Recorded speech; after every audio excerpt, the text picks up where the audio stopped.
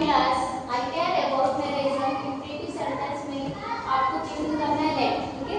अगर आपको लेट दिया है तो उसको आप चेंज कैसे करोगे? सबसे पहली चीज होती है इंप्रेटिव सेंटेंस। मैंने बताया आपको क्या होता है, उसमें सलाह दिया जाता है, परामर्श और रिक्वेस्ट रहता है, ये सब चीजें रहती है ना।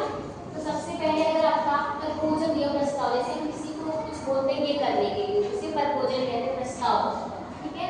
तो अगर प्रपोजल के लिए इसके लिए फर्स्ट रूल आपका है, सबसे पहले रिपोर्टिंग पर फिर आपका सेट दिया रहता है ना, तो आप सेट को चेंज करोगे प्रपोज या सजेस्टेड में। अगर प्रस्ताव दे रहा है तो प्रपोज में और सलाह दे रहा है तो सजेस्टेड में, ठीक है। इसको चेंज करोगे, ये रिपोर्टिंग पर भी चेंजिंग है। नेक्स्ट आपका इन्वर्टेड कॉमा रहता है ना, उसको हटा के दैट का प्रयोग करोगे। आप इसमें क्या करते हैं, टू का प्रयोग, लेकिन ये भी इंप्रेटिव सेंटेंस है। अगर लेट आता है तो आपको इन्वर्टेड कॉमा को हटा कर किसका प्रयोग करना है, दैट का। नेक्स्ट रूल, लेट को आप शुड में बदलोगे, ठीक है।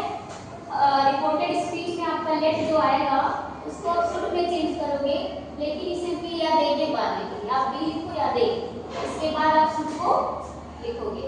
एग्जांपल यहाँ पे है, सबसे पहले ही said let us go to school, उसने कहा हमें जल्दी चलना चाहिए स्कूल, ठीक है। तो ये क्या कह रहा है, प्रस्ताव दे रहा है कि हमें जल्दी चलना चाहिए स्कूल। सबसे पहले क्या रहेगा, ही, उसके बाद प्रपोज, दैट, इन्वर्टेड कॉमा को हटा के क्या लगाओगे, दैट। अब आपको वी या ले लगाना, हां लेट को शुड में चेंज करना है ना, तो उससे पहले आप दे लगाओगे।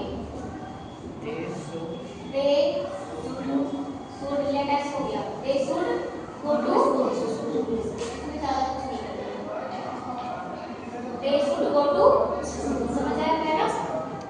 नेक्स्ट रूल आपका ऑर्डर या रिक्वेस्ट, ठीक है।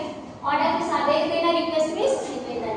अगर आदेश या निवेदन की बात करते हैं तो सेड को आप चेंज करोगे किसमें, ऑर्डर में, और रिक्वेस्ट है तो रिक्वेस्टेड।